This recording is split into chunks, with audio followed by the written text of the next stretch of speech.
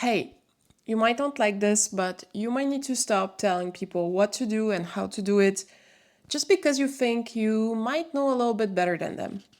In this video, I'll talk about why over-advising people is actually bad for you and for them, and what it actually means that you are over-advising. Because that kind of seems like a pretty innocent behavior, right?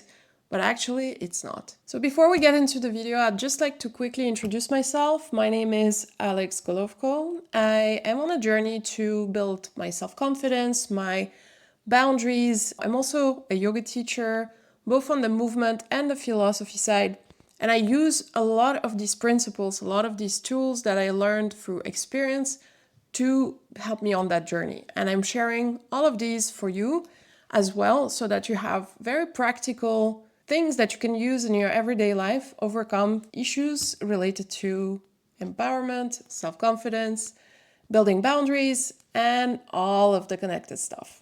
So on this channel, you'll find everything related to women empowerment and really building yourself as unapologetically as possible. If that sounds like something you're interested in, please consider subscribing and commenting on the videos, because that's always super nice to have your feedback, and also letting me know that you want a special topic to be covered or anything else like that. And for those of you who are returning viewers, I want to say a big thank you for being part of this channel, and I really appreciate you being on board. All right, so let's get into our topic today, which is over-advising. So first of all, like, why actually are you doing this? And as you know, my channel is a lot around people pleasing and building boundaries and having kind of low self-worth. So essentially why I'm selecting this topic is because having tendency to over-advise is something that I, as a people pleaser, used to have quite a bit. I didn't even realize this because it's not something that you feel like being a bad behavior. Basically, you are helping people, right?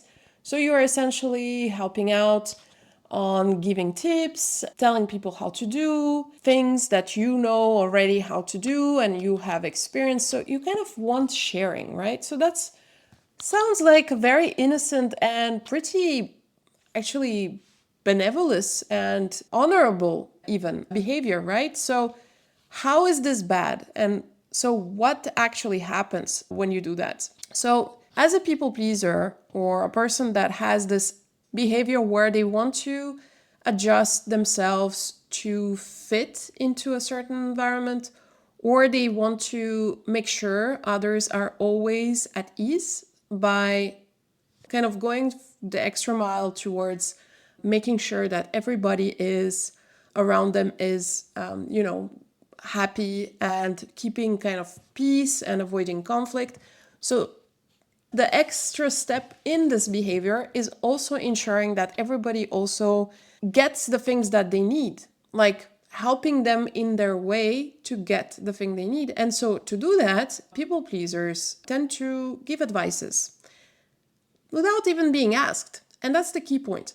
Nobody asked them, but they do, because they feel like the other person would not manage to achieve a certain goal. And like, that's from my own experience. When I remember when I used to do that, it's almost painful seeing another person struggle, because you're like, but I know how to do this. Why don't I just give them the shortcut? Give them the tip. It's so easy. It's right there, right? I just need to tell them. It's so much easier. And it feels good inside of you to do that. All right, so let's look into why actually this is a need. Because people pleasing, and also, as we'll learn, this is called over-advising, is actually called codependent relationships. Spoiler alert. But as you will see, basically it's because we feel responsible for other people's situations.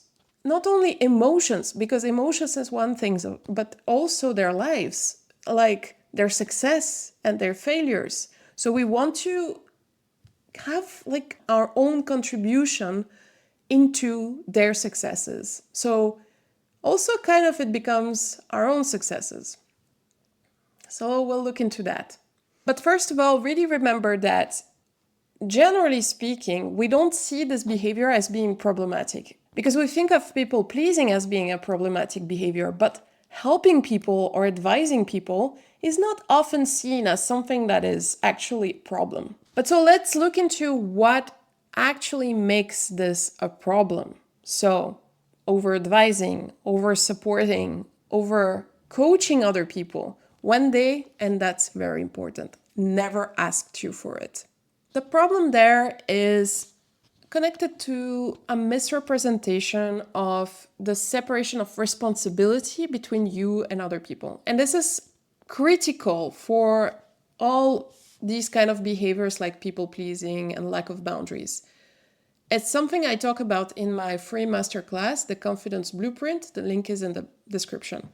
Responsibility essentially has been taught to you in a wrong way, probably in childhood, but also possibly in school. It could have been later in life, but very often it is coming from childhood, where you start bringing upon yourself things that are normally not your responsibility. So essentially, you to keep the peace or to keep your parents happy or to make sure that you're not bullied in the classes, for instance, you have taken upon yourself responsibility that should not have been yours. And this was a safety mechanism that you kind of developed at that time. But once you become an adult, you keep that unconscious or even conscious idea that your responsibility is other people's emotions, other people's even life successes or failures. So to help with that, so since you think that that's your responsibility to do this, and that's why you start overextending, overhelping, helping others, pleasing others in other ways. So what the problem with that is that this is not the, let's say, healthy way to see responsibility. Essentially, the responsibility that's yours is to know yourself, is to understand what your needs are, to communicate your needs. And that's something that we as people pleasers used to have problems with, of course.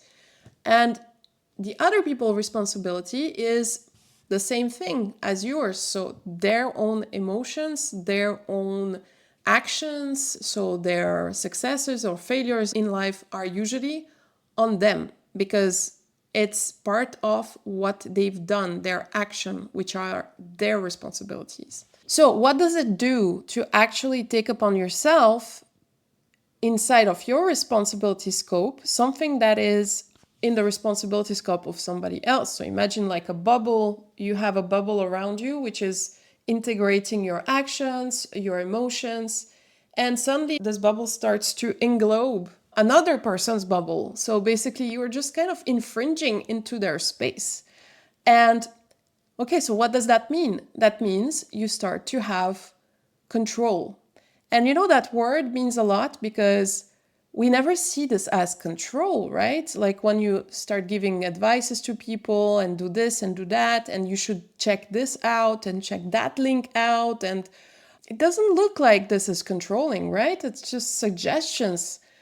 But when you do that a lot, what it does, it basically deprives the other person from the opportunity to stand up for themselves, to look for things on their own, because it's all constantly spoon-fed to them. So it's almost like they're a child and they're helpless, but they're an adult and they are plenty of resources normally, but they become dormant because they are being kind of suppressed by your constant help.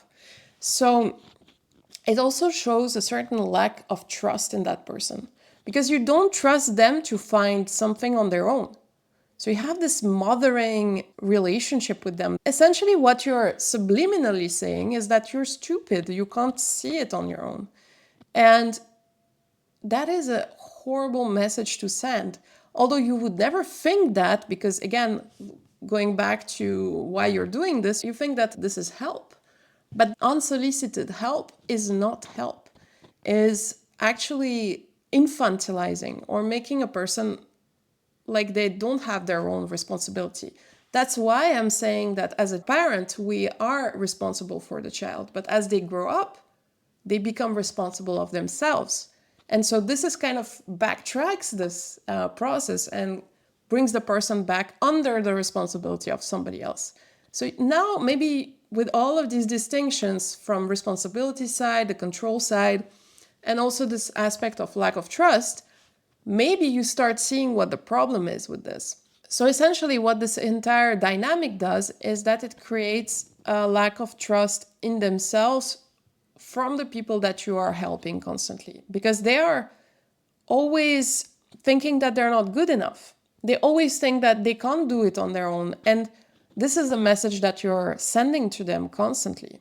And also, one of the most empowering things for a person is to figure things out by themselves. Like looking for something, finding that thing, and liking it is one of the most empowering, experiences in life, because you know that you can do things by yourself. And what you are doing is you are depriving that person from that empowering experience.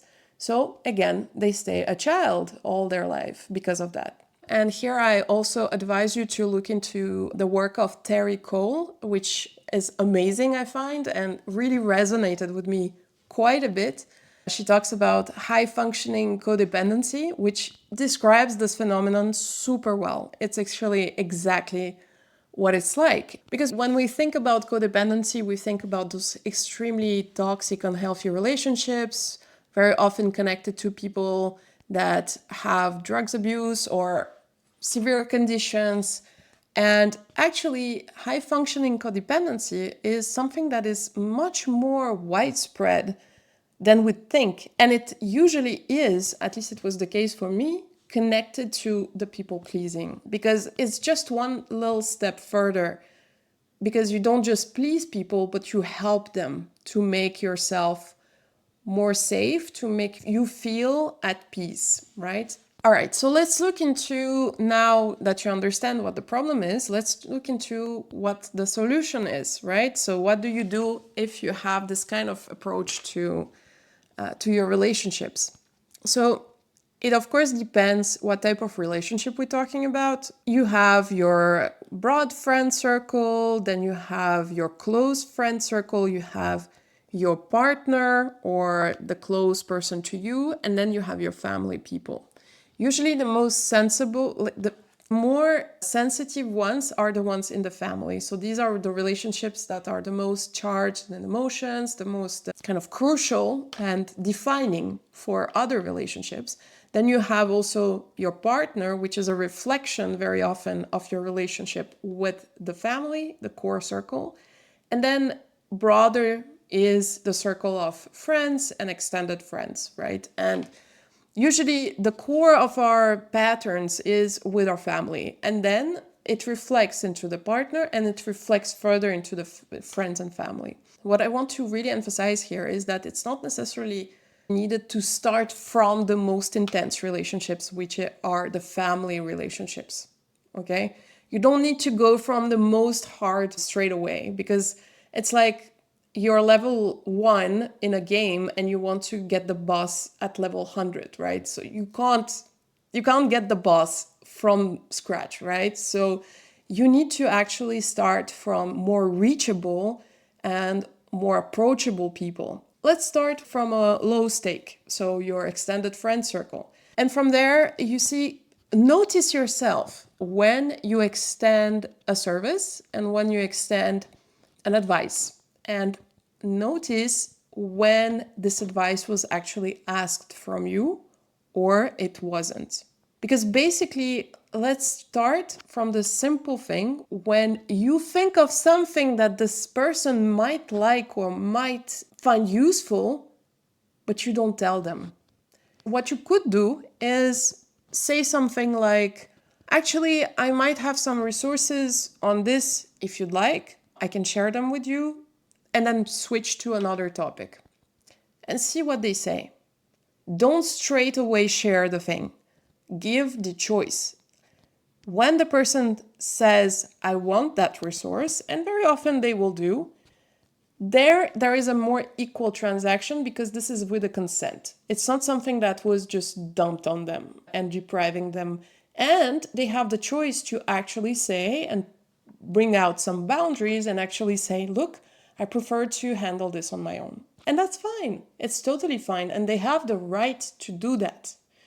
And it's great if they do that because that means they are getting on their own path and they're taking responsibility. It's the best, actually, if they say that, it's the best thing you could hear.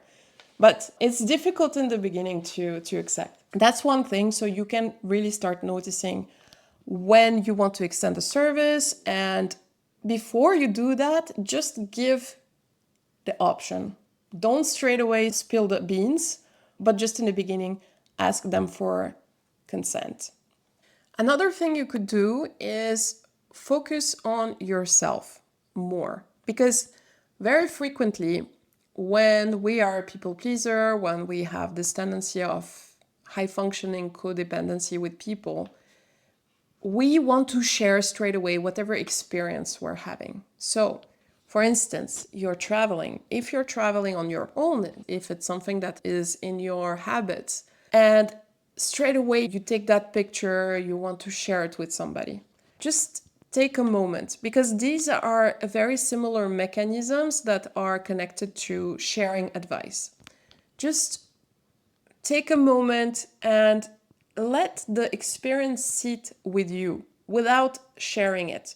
Enjoy the experience on your own and start going inward instead of being just this conveyor. Because the problem with conveying straight away is that you don't let the experience land in your own body, in your own experience. And this is also why people pleasers, people with high codependency tendencies, they have trouble to identify who they are because they never let the time for any experience to really go through their body, go through them.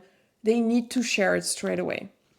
So this is why when you experience something, when you experience a new course, when you discover something that you really enjoy, stay with it.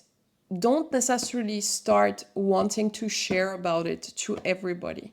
You can, like what I just said before, ask for consent to your friends and say, okay, if you want, I can share with you this latest experience. And they might say yes. So that's a first step. Just being aware where you're constantly not letting that energy stay in you, but having to share it with everybody else. And then finally, I would say practice sitting back in conversations. So, as I said, responsibility is super important, and you need to keep that responsibility for your own being. So, imagine again that bubble around you. This is your own responsibility, 100%. And you're giving the rest of the world 100% of their own responsibility. So, this is the deal. Pretty advantageous deal, let's say.